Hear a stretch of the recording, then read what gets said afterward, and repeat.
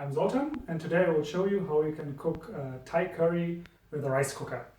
So here are the ingredients. Of course you can vary them to your liking.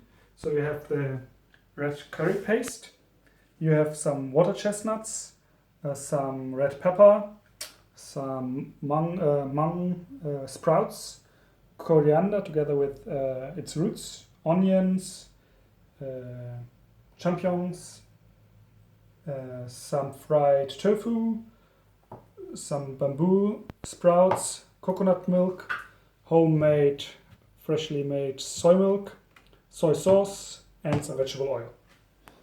So to start, we will switch on the rice cooker. We'll add some vegetable oil and add the onions.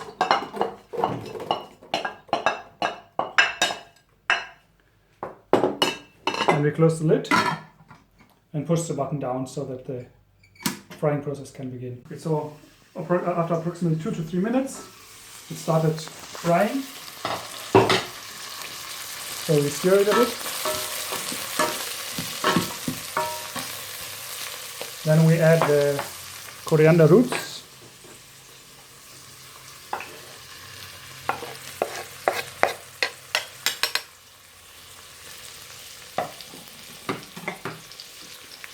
And the red curry paste.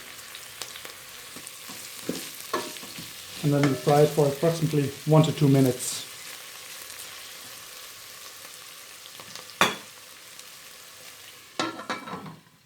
In case the rice cooker switches to the warm mode while you're still frying, you can either keep pushing down the button or let it cool down for a little bit. And then you can push it down again and it will stay down. Okay, so after approximately 1 minute, we keep stirring it. And then we can add the coconut milk.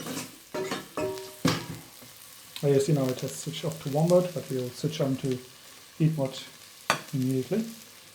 So we'll add the coconut milk. Then we should already be able to switch back to heat mode.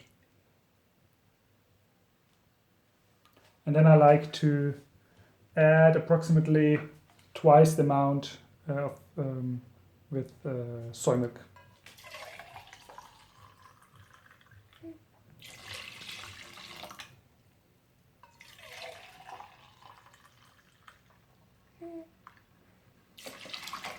So in total there are now, this is 400 milliliters, so in total it's 1.2 liters. And then we already can add the water chestnuts, the bamboo sprouts, the tofu,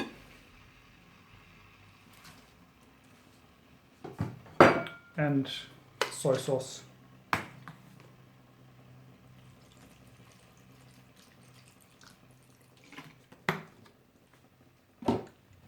Give it a bit of a stir.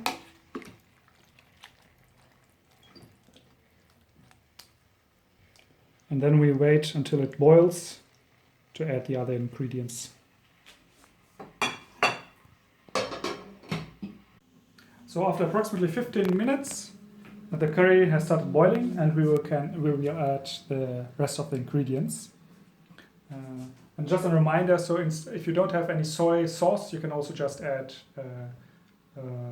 salt, and if you like, you can also add a little bit of sugar and lemon juice.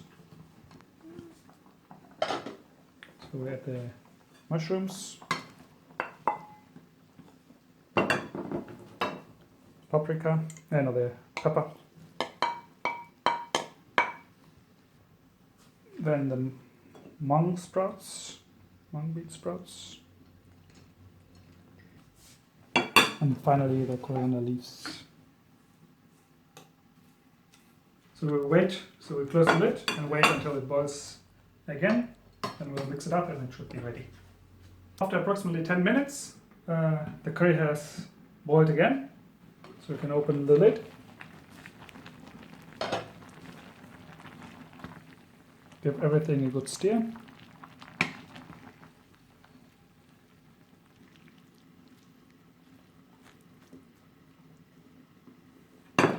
And then you can switch off the rice cooker and it's ready to serve. And you can also, like in the meantime, I cooked rice in another rice cooker and kept it warm in the warm mode, so we can eat it both together.